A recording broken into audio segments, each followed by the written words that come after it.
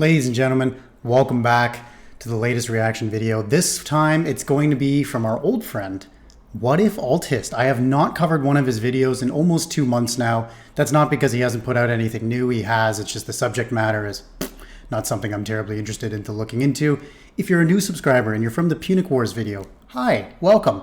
This was sort of what created this channel, was all these Whatifalthist reactions where we analyze a little more, maybe push back on some of the points and just have a bit of a broader discussion of some of Whatifalthist's topics. Some of his videos have left me scratching my head, and some of them are really, really fantastic. And he makes some really interesting points.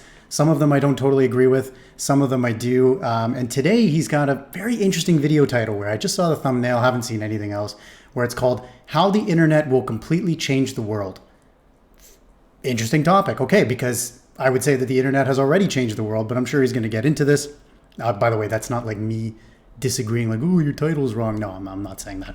I'm just saying I'm interested to see where he's going to go with this, of how the internet will completely change the world. If you haven't checked out any of my other Whatifalthist videos, I will make a playlist here that you can go check out. And I think I have more Whatifalthist videos than oversimplified videos at the moment. I don't know.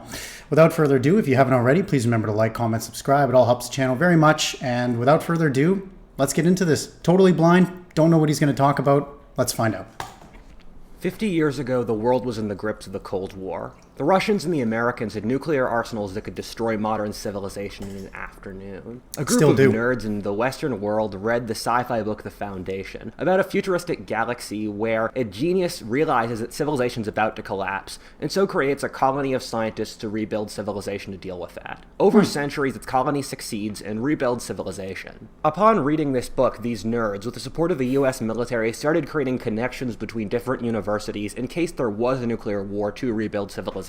Little did they know that this technology, which allowed instantaneous communication of information around the world, would result in one of the greatest technological innovations in the history of mankind. One capable of destroying empires, founding religions, wrecking societies, and changing the world beyond anyone's imagination. That was the internet. The internet has totally changed our lives, altering the world in ways beyond most people's comprehension. However, the internet as a force in society is only really 30 years old, but with something as big as the internet, it will continue to change the world. This is a video of my predictions on how the rise of the internet will fundamentally change the course of the history of the future. The results will astound you on how such a mundane thing as computers connected to each other will reap a harvest beyond anyone's imagination. I mean, the fact that you're seeing this video online should be an indicator of and the fact that you're watching me, then watching this. Let's get started. Crazy, right? Yeah, so already I just want to just briefly talk about that intro there. I'm 26 years old, so I was born in 1995. And I think Rudyard, sorry if I'm mispronouncing his name, Whatifalthist, he's a little bit younger than me. I think maybe 5 years younger, maybe 4 years younger. And I barely remember a time before the internet. I remember getting our first computer when I was maybe 7 years old or so. And I remember it was hooked up to the Simpatico network, where if anyone's Canadian, they'll know what I'm talking about. And you had to double click on it to connect to the internet. And then Google was a wild ride. I remember you used to type in people's names and you would get, well, you can imagine what you would get. Or when my sister and I, being young children, wanted to look at pictures of bunnies, yeah, you can imagine what came up. My mom still tells that story. It's still pretty funny. But yeah, just the fact the internet has changed so much, and I'm curious to hear Whatifalthist's thoughts on this one. I have a feeling an ad's about to come up. Let's see what he says.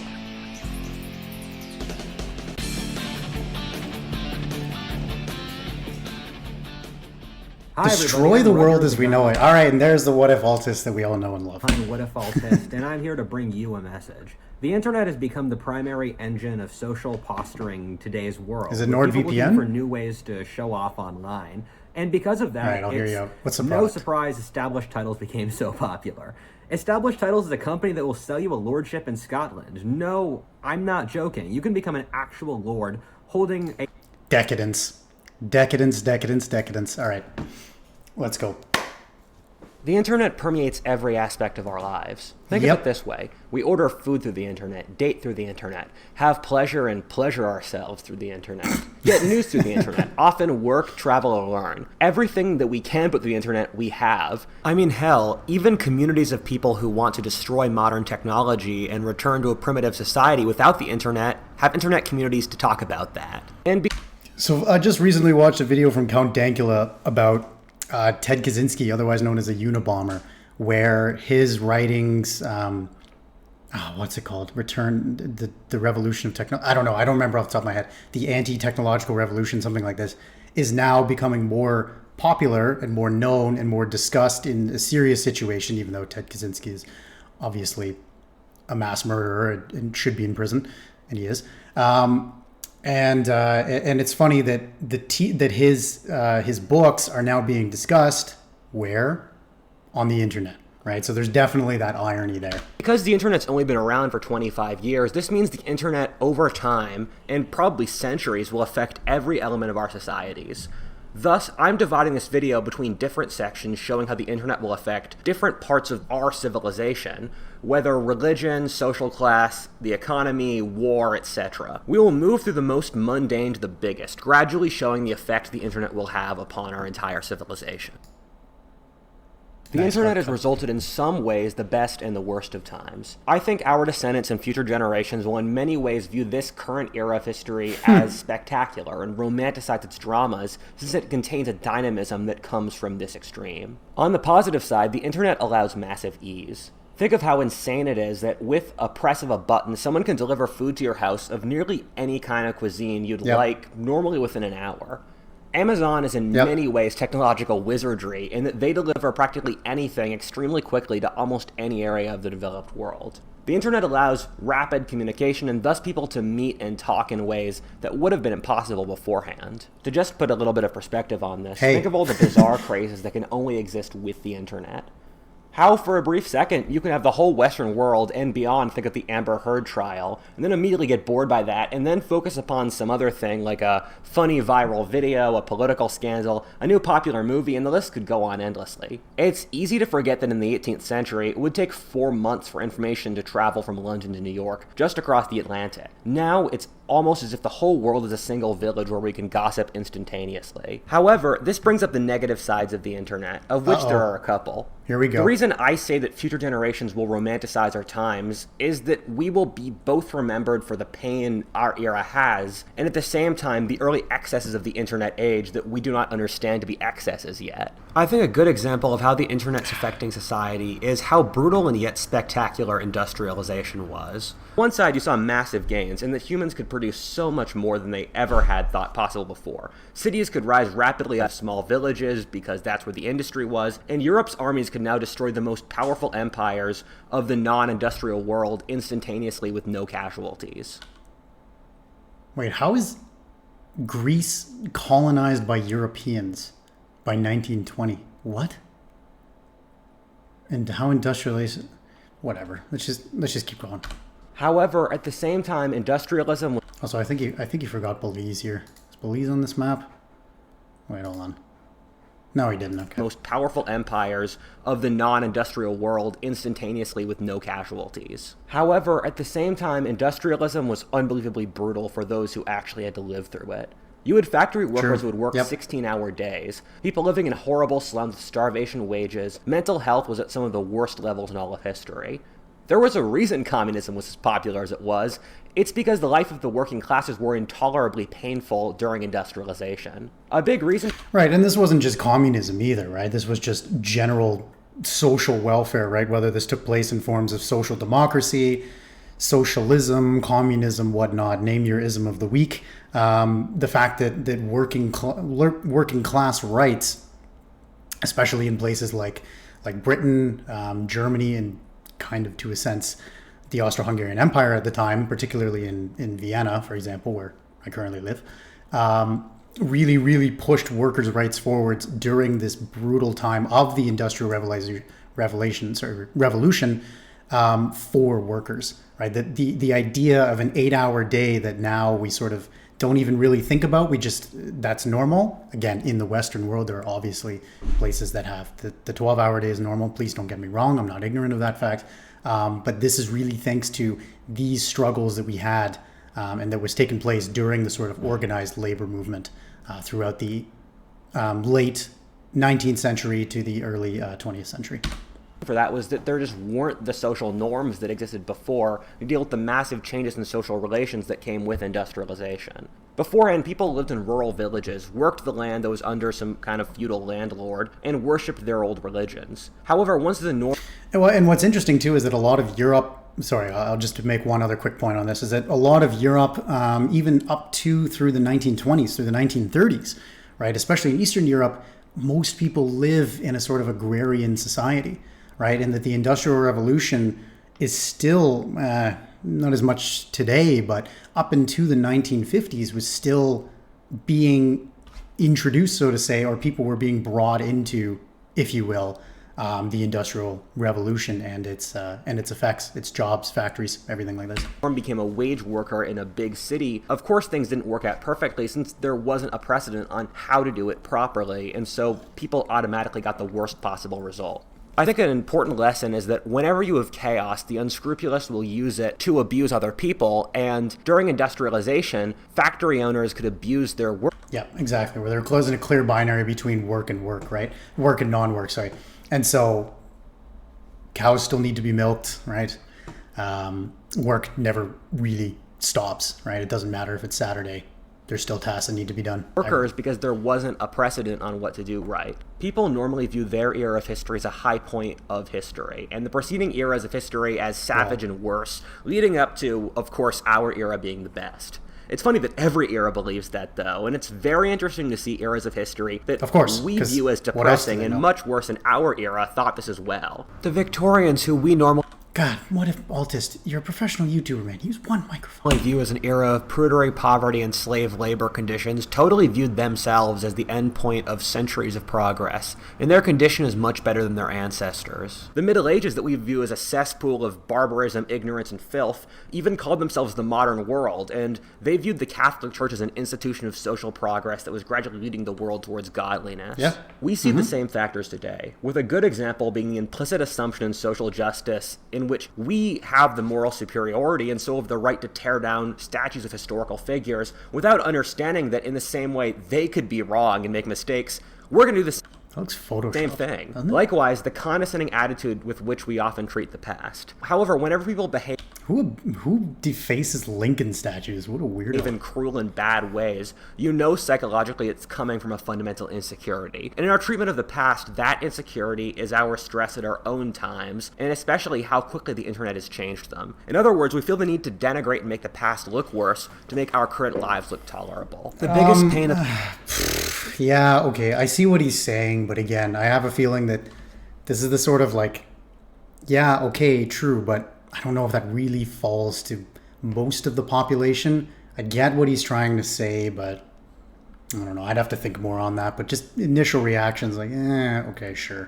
The modern world is loneliness. Modern society is... God, again, dude. Sorry, guys. Unbearably lonely for most young people. This is a function of two different things. Partially, it's the social competition that comes from macroeconomic conditions like globalization and population growth that I've talked about in these videos, and that means people work more and have less time for social relationships, yet at the same time... Also, I've done that one video, Why is the World Crazy Now? Go check it out, I'll leave a thing. And it's also the convenience of the internet, which allows less space for real human relationships, because when you get down to it, human relationships aren't convenient. Let's look at it this way. True, yes, you need spend a lot of time. Work online, have pleasure online by watching Netflix or scrolling through Instagram, and have that be their whole lives, with no friends, love, or daily interpersonal relations.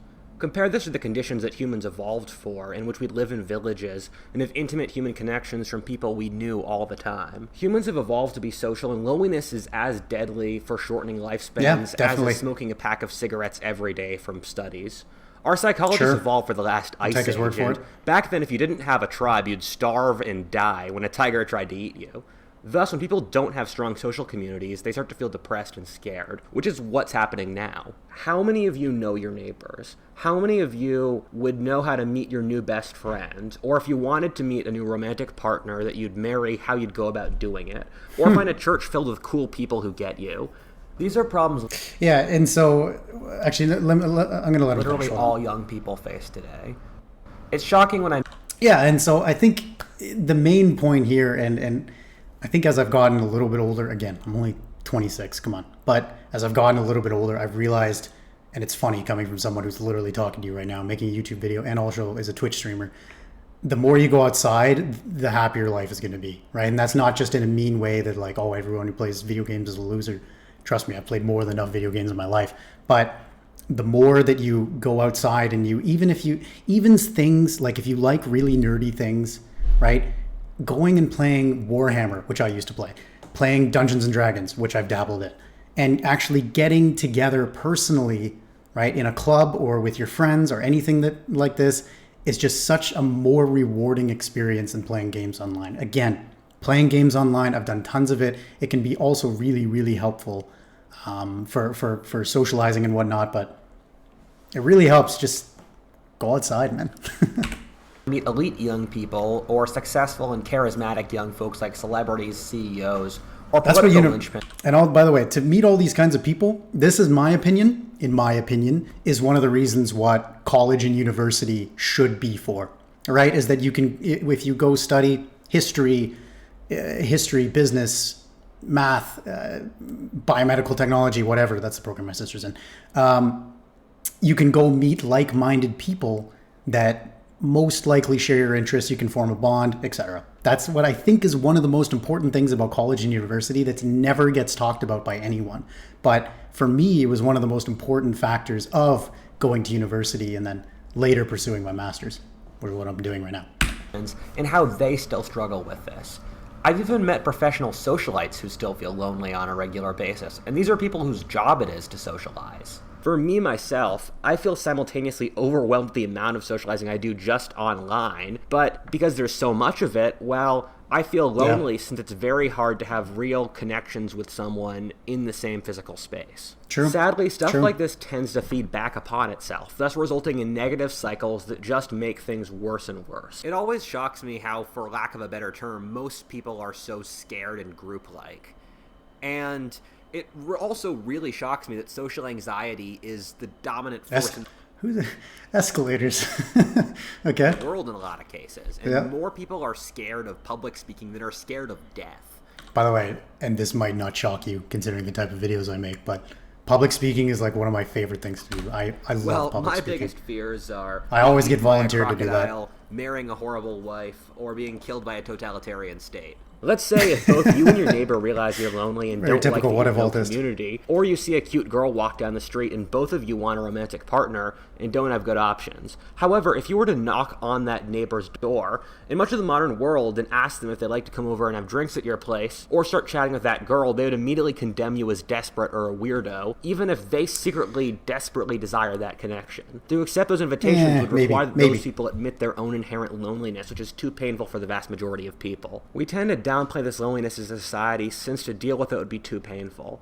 Our descendants likely think we lived miserable lives due to this loneliness in the same way we think the Victorians lived miserable lives for being so stuck up, even if in both cases that's an oversimplification and not totally true. A theme we will see going forward is how our society will overreact to this sense of loneliness as a culture in the next generation. Something I've been thinking about is that humans are inherently creatures of ease, in that in almost all cases, humans will do what is the easiest option. When people have problems, they will more often turn to the bottle than therapy, given one of those options forces them to think.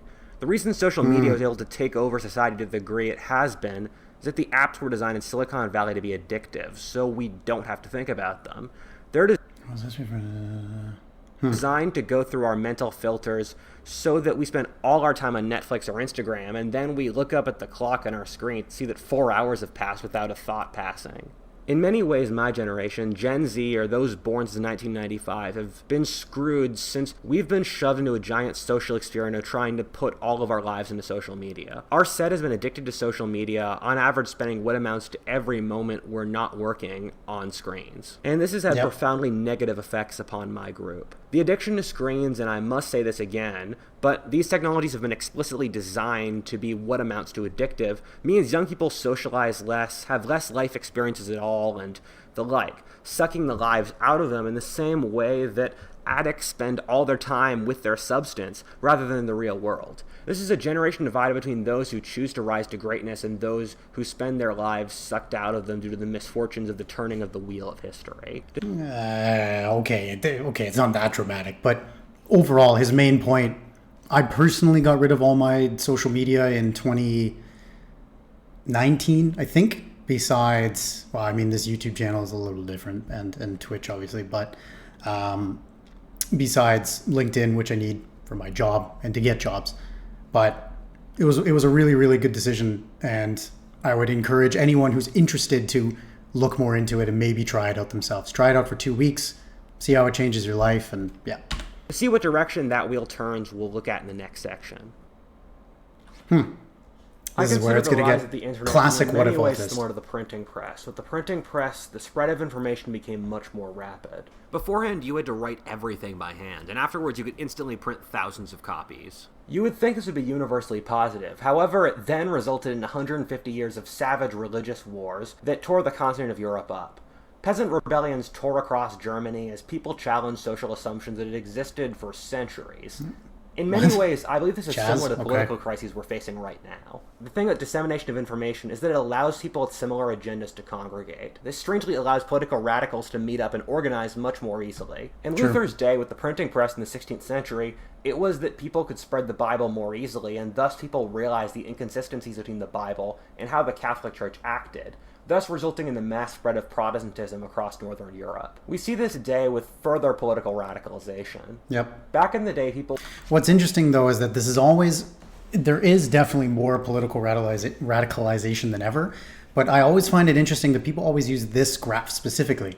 And notice one thing about this is that it's Democrats and Republicans. It's the United States, which has a two-party system.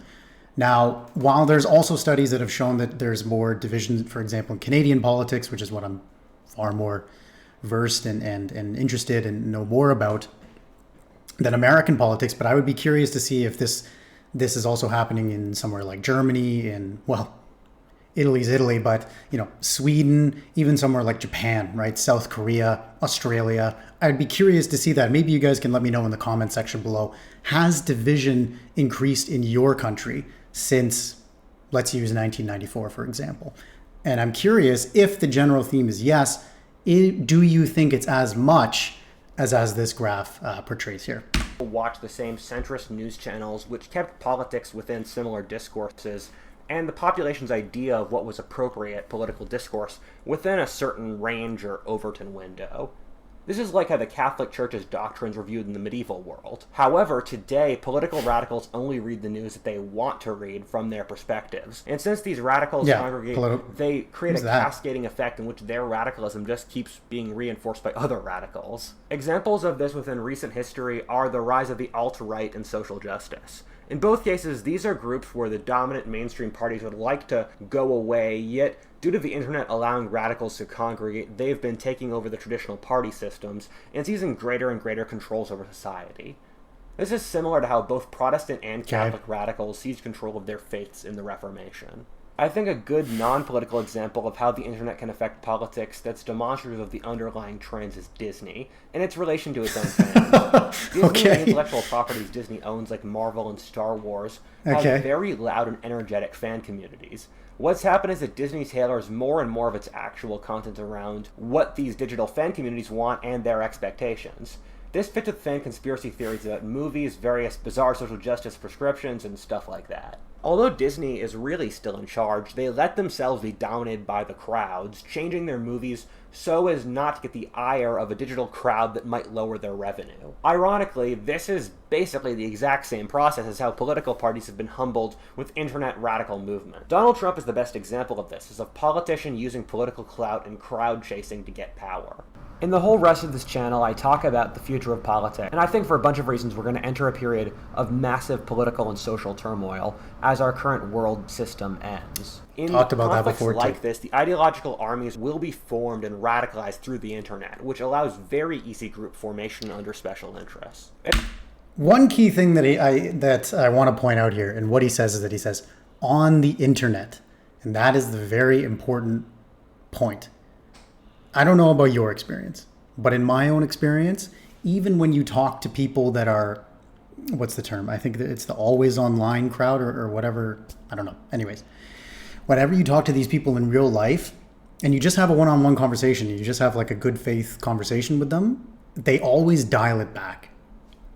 That's the experience that I've had, where like I've known people that have been like hyper left or right online, and then when you talk to them in person, you just say, you know, why do you believe that? Why do you just ask them, right? You're not like, why do you believe that garbage? Like, no, you just ask them, like, why do you believe that? They always seemingly take it down.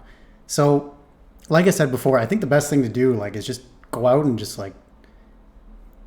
talk, you know, just talk to the people you know. Ask them. And maybe some of them are as hyper radical in real life as they are online, right? We just saw a bunch of pictures of recent events, which I'm sure most of you are familiar with. But I don't know. That's always just been my experience. The less you are online, the less sort of like rage-inducing things are going through your head. You know, when I'm walking down Maria-Hilfer-Straße in Vienna here, I'm not thinking about whatever Justin Trudeau said or whatever Pierre Poilievre said or whatever. At the same time, the psychological problems of people being lonely, horny, and depressed caused by the internet will create large crowds that in turn are easy to radicalize through the internet for events Still, like revolutions. could be right though. The biggest effect of the internet will be to make society more democratic. In the previous system, those who controlled the means of communication like the television networks and the publishing houses held immense power. However, today people hear what they want to hear, not what the authorities want. And I mean, That last note is a perfect introduction. Did I skip the video? Wait, did I do something there? In the previous system, those who controlled the means of communication like the television networks and the publishing houses held immense power. However, today people hear what they want to hear, not what the authorities want. And I mean, That last note is a perfect introduction to the next section. Yes, that was a perfect note. Make society less top-down and more populist. This will have profound effects in the economy, among many other things. One example of this being that since people can work remotely, people will leave the often overpopulated and insanely expensive global cities to live in more pleasant rural places. I mean, just to use myself as an example, I work remotely and manage my team remotely, and I've decided to move from New York back to Philadelphia, where I grew up. Since Philadelphia is so much cheaper, calmer, and I have family there. I know many people who are leaving big cities for the same reasons. If you're in the real estate markets, I would invest. See, and that's the key thing too, is like, it's always I love this term that I read online, the laptop middle class, which I think is a brilliant term. Maybe it was the laptop working class or something, where that possibility does exist. But as a lot of people know, right, not everyone can work remotely for everything. And even if your job has to have you in a big city, for example, a lot of my family are working class, electricians, people that work in oil and gas and everything, they have to be in Toronto because where's all the jobs? Toronto, right? It's in the big cities. Invest in areas with pleasant backgrounds but are rural and relatively cheap. Areas like this are normally college towns or tourist areas, and so invest in real estate in places like the Grand Tetons in Wyoming, Niagara Falls, the Blue Ridge Mountains, the Florida Beach, or rural France and Italy. People can work remotely from cheaper and more pleasant places. Across Niagara Falls, the Canadian side, is not the most pleasant place. St. Catharines is much nicer. Waxing and waning cycles of urbanization and ruralization. This will probably be an era of ruralization like the early Middle Ages. It wouldn't surprise me if this change goes on for centuries, starting now. If political turmoil makes worse, it will in turn make rural areas, especially ones where people are close to food, look more appealing. This would also be a handy way of fixing the birth rate problem, since rural populations are normally replaceable, while urban populations have never been able to have stable birth rates across the whole history of man. Thus, see, because what's interesting too is like a lot of this phenomenon of people like, oh, I'm going to move out. One that's big in Canada is I'm going to move to Halifax. We're all going to move to Halifax.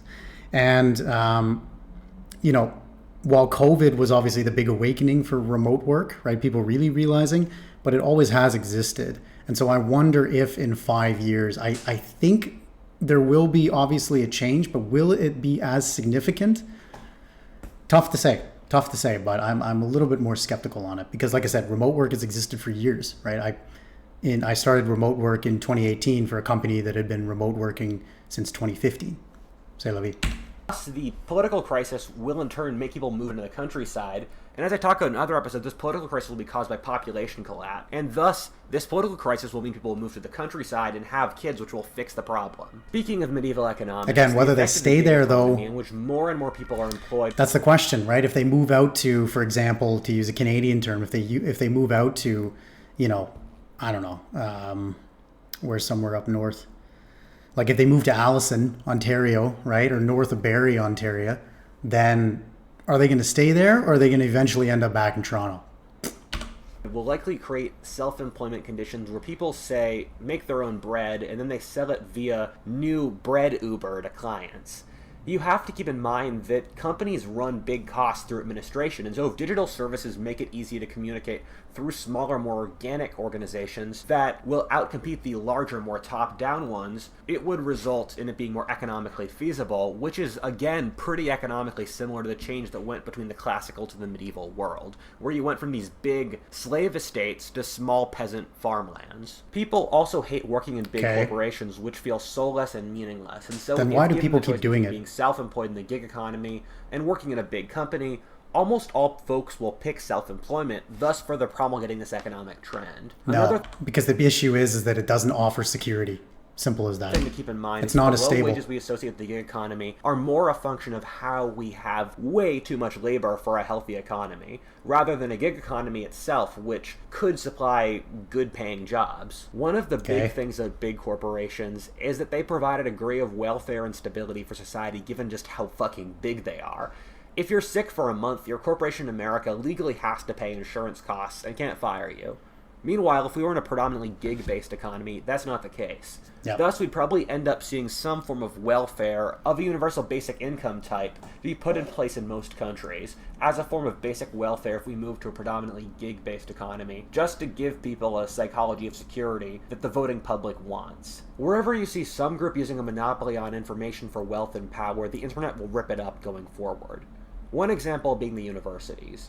The universities are ludicrously wealthy. This is going to be a long video. Gatekeeping wealth and elite status. Oh god, it's already a half hour. Colleges in America charge truly ludicrous amounts for attendance. True. In the top 20 universities in America, 60% of their students come from the top 1% of families. And so in many ways have become vehicles of class. That's why I'm in Austria, even though I'm Canadian. Likewise, universities have used their monopoly to push what amounts to rabid leftist ideological propaganda I totally that the vast disagree. majority of the population doesn't agree with. The massive failures and collapse in the world system that we will likely see soon will be probably blamed upon the college-educated technocracy. The trend I could possibly see is what amounts to another reformation inside Western civilization between Europe and North America, since the conditions are so similar to the last Reformation. As I've said before, the modern left has become the tool of the technocracy, pushing policies that benefit the college-educated. Meanwhile, the right protects other business, religious, and military interests. I don't think that the technocracy will survive in the fundamentally capitalist America, which hates bureaucracy, but I could see, and I'm not really sure about this, it continuing to dominate Europe where the technocracy is more entrenched. We're already seeing universities lose their power, where people are going to college a lot less, and less people trust anything the universities say. Growing up, it's been strange to see how I know less and less people who want to go to college at all. I was shocked when I heard my 15-year-old cousin, coming from a middle-class family, was competing to get into a selective vocational school, since more and more parents are distrusting the whole college track, since, at least in America, you'll make more money as a plumber than most lawyers. The traditional media is another institution that no one trusts and is collapsing to be replaced by newer forms of media. I once saw someone say that an empty video stream by YouTube journalist Tim Pool or Ben Shapiro's Daily Wire in general got more views than CNN or MSNBC, which I had to double check and it wasn't true. But the way the world works is that the fact I had to double check that means that the growth of the internet will result in that being true in a couple years. The networks throw out the clickbait they do since they're so desperate to compete in a world with free internet news.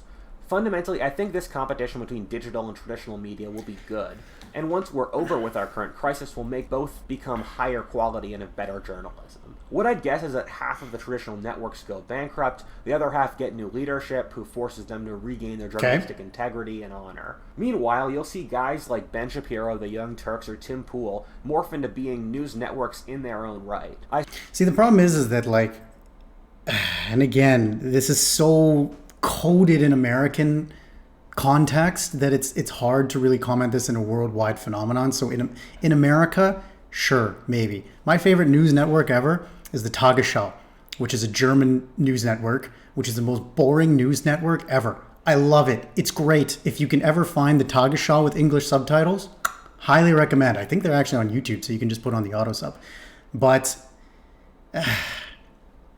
the problem with independent news sources, and I don't mean that they're free of influence, I mean, for example, Ben Shapiro, the Young Turks, etc., is that they're not really accountable to anyone, right? They don't have the same, and I don't want to turn this into an argument about X news media, Y news media, etc., but they don't really have the same level of independent fact-checking that something like, for example, the Tagesschau does use. And I like using the German example because if I use a North American example, people are going to tear that one to shreds because everyone has their own opinion on X news organization, right? So yeah, that's one issue with online news sources, is that they don't have that same level of accountability, right? And if they do, they'll publish a correction, but the correction will get half the views, a quarter of the views, and then the myth lives on, so to say. I said to a friend that the internet will be one of the best things in the history of the human race, since by its nature, people will always look for quality, and you don't really need big production values on the internet. On YouTube, when big networks try to make YouTube channels, they can't get the details and passion right, in the same way normal people who make channels they care about do, and the viewers can tell it's phony. And those viewers in turn go for more genuine content. The internet will always filter out quality in the same way wars have made nations stronger or capitalism makes society wealthier. In the long term, I'm very bullish on Interesting the internet. analogy. I think it will create countless high-quality individuals who will change history over time. I think the internet naturally selects for future political leaders, philosophers, or celebrities of all kinds, since the internet I don't think Jordan Peterson will be a political leader. For all forms of communication. And one of these days I'm going to get into my Jordan Peterson story. I'll get into that. I liken the internet to the Eurasian steppe to that friend, saying the constant competition of the Eurasian steppes always created barbarians who were able to conquer the civilized peoples. Well, those civilized peoples in turn became soft due to ease, much like the bureaucratic and corporate organizations such as Hollywood, big government, or traditional record See, that's the thing. It's so music, like who are forced to compete against whatever it's such an an American coding. This will be true for a very long time. The final thing we have to cover with the internet and the economy working together, and something that comes with decentralization, is crypto, of course. I said this before in a previous video, but I'll say it again, in that my father once said, fiat currencies are bullshit backed by aircraft carriers and nukes. Well, Ethereum is bullshit backed by a bunch of nerds. I don't think Bitcoin will reach the moon in the next couple years for this very reason. And that the US government, which is able to pay its bills through being the world's reserve currency, and so indirectly forces other countries to give what really amounts to tribute to the US, will crush Bitcoin users if they ever challenge the US dollar, since that's a challenge to the US government's authority. Most of the current crypto craze is based off how we have the cheapest money in history for a variety of reasons, and so people are putting their money into anything else. The fact that everyone realizes NFTs are retarded, yet we still use them to other people they can make money off them, should be indicative of how this whole current bubble just cannot continue. Well, and what's funny too is that NFT prices have come crashing down. Same with Bitcoin prices. Look, I'm not a crypto guy. I just read, The Atlantic occasionally about crypto, so I'm not going to comment on it. But however, in the long term, I think we'll see crypto become a reserve currency around the world, since it's incredibly rare to see fiat currencies work over long periods of history. Governments just inflate them. I mean, what about the pound, though? The pound's worked for a very, very, very long time. Long story short, the reason we have fiat currencies predominant over the world over the last couple decades is due to the massive population growth at the time, but as global populations level off over the next century, we will return to an era of stable currencies as has been normal across most of history. We will revert to a global crypto rather than a mineral currency like gold or silver, since with the near inevitability of asteroid mining, real gold will no longer be rare, and thus we have to create an artificial gold through an international crypto. Okay, whatever. Did you just say asteroid mining? These smaller factors adding up, it's easy to see that the internet will affect the rise and fall of bigger things. The internet allows two divergent trends for empires, those towards greater disunity and those towards unity. The first is the trend that will dominate over time, and the latter will work in the short term. The internet allows easier government control since it allows mass government coordination and surveillance. In short, the internet allows government, if it would like to do so, to create a state far more totalitarian and worse than George Orwell could have imagined with his book 1984. Think of it this way. The government today can turn on any screen in your house and watch you without your permission, and let's just say, is there anything you haven't done in front of a screen? This doesn't even factor in the more technologically savvy parts of the population, or people who wear smartwatches, where the government can monitor their pulse, or future technologies that will learn even more about us that we don't have yet. The historian and futurist Yuval Noah Harari said we're not too far off from a world where your Kindle reads you as much as you read your Kindle. The saddest thing is that in some deep recess of our psychology, I'm sure some people want this. The cults of the state, like Mao, Hitler, Stalin, shows that the state can try to fill the void of a lack of community and religion, and people will buy it for a time, thinking it feels good that Big Brother government understands and knows everything about you. The record of governments across history is that if they can do something oppressive, at least a couple governments over time will try it. Peoples normally have about as much freedom as they can claw from their governments, whether in the form of rough geographies, strong societies, or well-armed populations. Thus, it seems exceedingly likely at least one government will try to exceed its boundaries in this way, totally controlling its population in a totalitarian manner. I would bet somewhere in Asia, most likely China, but potentially places like Iran, Turkey, or Russia, all of which who have strong authoritarian histories might try this. You also might see a more laid-back nanny-state version of this in the European nations. However, what we found in history is that totalitarian states always collapse within a generation. The people in charge are never as smart as they imagine themselves to be, and thus fail powerfully and can't compete with freer societies. Their populations also become resentful and stop obeying once things loosen up. As the opposite of what Machiavelli said, it's often better to be loved than feared, and totalitarianism normally kills societies. Which brings us to the second point, that states will also get weaker due to the internet. This is since the internet in many ways neutralizes one of the state's biggest advantages, its ability to coordinate large groups of people, making it easier for non-state groups to organize and spread information.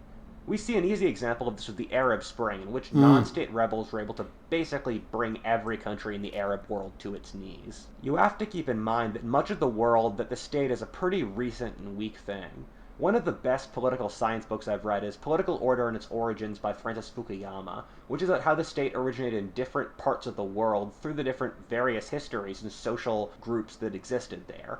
However, you can't transpose that history onto every culture and region. They have to create it themselves. There are two areas of the world where this is especially important and the state is unnaturally weak, or Africa and the Middle East.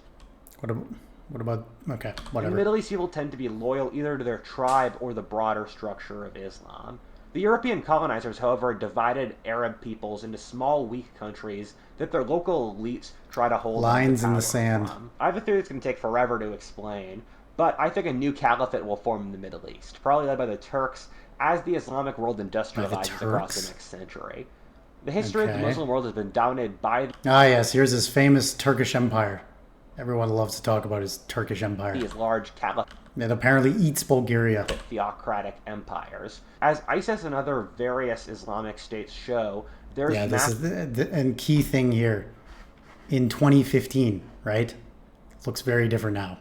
In 2022. Transnational interest in a state like this, and the internet will make it much easier to create a state such as this, with Islamists in, say, Yemen, Sudan, and Iraq coordinating. The second being Africa. For reasons I explained in this other video, I think the state, which check that one out. I've done that video too. Will collapse into a warring states period over the next few centuries. However, there are many different routes towards government, and Africa is the main area of the world that will form a civilization in the internet age. In much of Africa in the age of the internet, which needs a lot less infrastructure than almost anything else, is the main tie holding things together. It's crazy that most Westerners don't realize how much the internet has percolated across African society. You know, there are hunter-gatherers that hunt with spears and loincloths, and then they'll climb up trees to get cell service to negotiate what town they can best sell their gazelle in. What? Okay. Really? Sure. Spears and loincloth? I don't know. That sounds like a stereotype at best. I would tell you is to expect the unexpected out of Africa. In crypto communities, there's this whole idea that crypto could become a government in of itself, which I think is dumb, except in places like Africa, where the state is so weak that some kind of crypto might be able to form some warlord confederacy. Again, like Africa's a big place. We're in Africa, but I could see the internet coordinating jihads or crusades across the continent. The internet will permeate the future African civilization in ways it hasn't anywhere else in the world, because Africa will be created through the internet. Over time, I think we'll see even centralized countries get weaker due to the internet.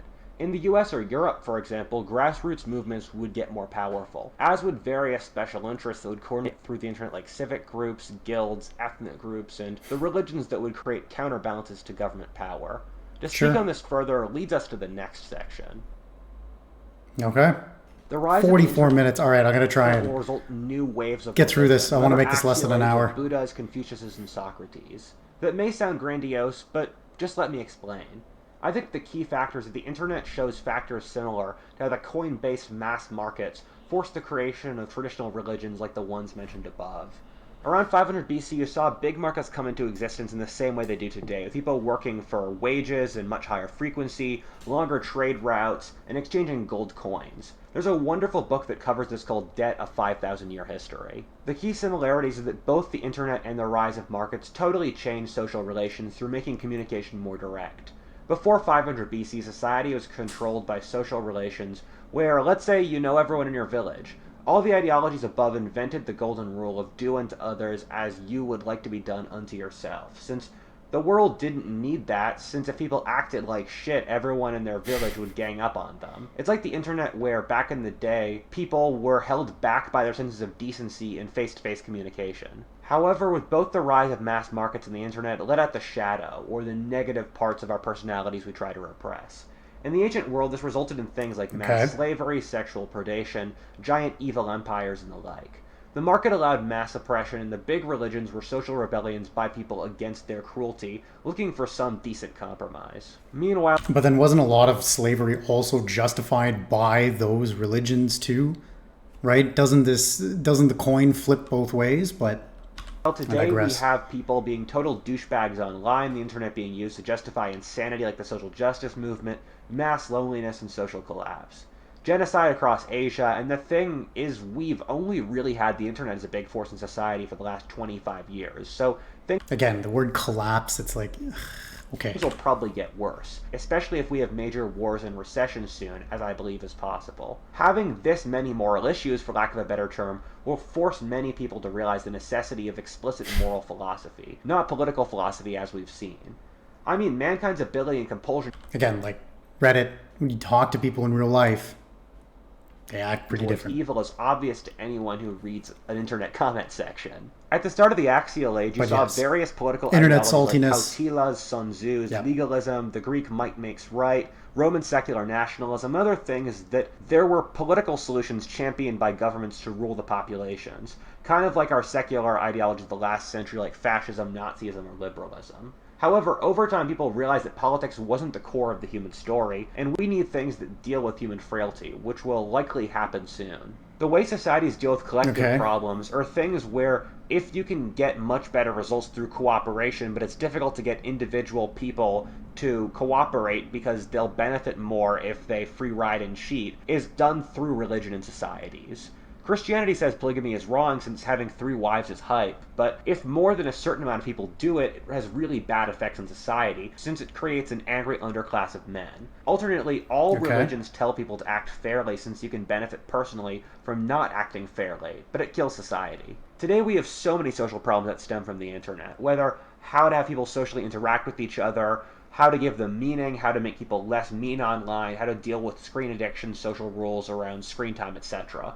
What I think will happen is that we will see a backlash where screens remain integral parts of people's lives, but we create non-screen social or natural world structures so we don't live our lives on screens and not in the real world. I would put extra emphasis here upon sex and moral conduct based around sex. And that's because Darwinistically, the most important thing to structure correctly in a society is sex and the sexual mores around it. And this is something we see in both the axial age and the present world, where opening up both the financial markets and the internet resulted in massive disbalances in sex, where in the ancient world, slave owners would just rape their female slaves and the male slaves wouldn't get any. Well, meanwhile, in the modern world, you see online dating apps resulting in massive disbalances in sex. And if you look at the global party scene as well, the ultra wealthy are the ones that benefit the most by a truly massive disproportion. Yeah, so in regards to his comment about slave, okay, whatever. But just one comment I want to make is that yes, 80% of all the matches on Tinder go to 20% of the men, right? So it's not that, you know, it's not like, it's the same thing with any hierarchy, right? You have the 80-20 rule, the Pareto distribution, if you will, where that happens quite frequently. And again, go outside. A lot of the quote-unquote most alpha guys I know are polygamous at this point. I know many guys who have 4 or 5 girls that they basically just rotate through. And to be honest, that's not really a new phenomenon. Talk to your parents. Probably know someone like that too.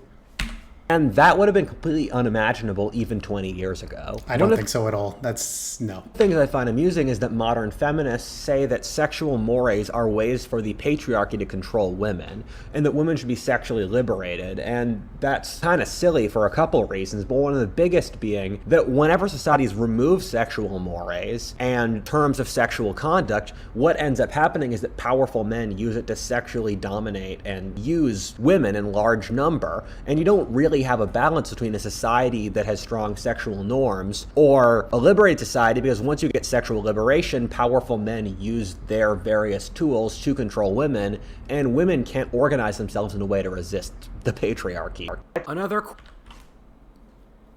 What?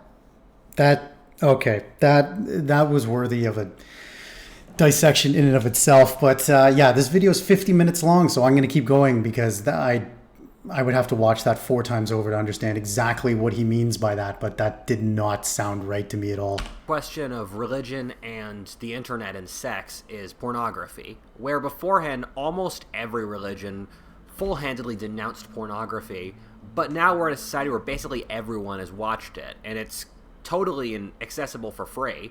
And so society will have to find some way of reconciling its previous views with this new truth that's come through the internet. At the same time, the internet allows preaching of digital relations like never before. It would have been very difficult to found a religion in the past century, since the main broadcasters of information, such as the governments, Speaking of a guy who used to have 5 or 6 girlfriends, hey look.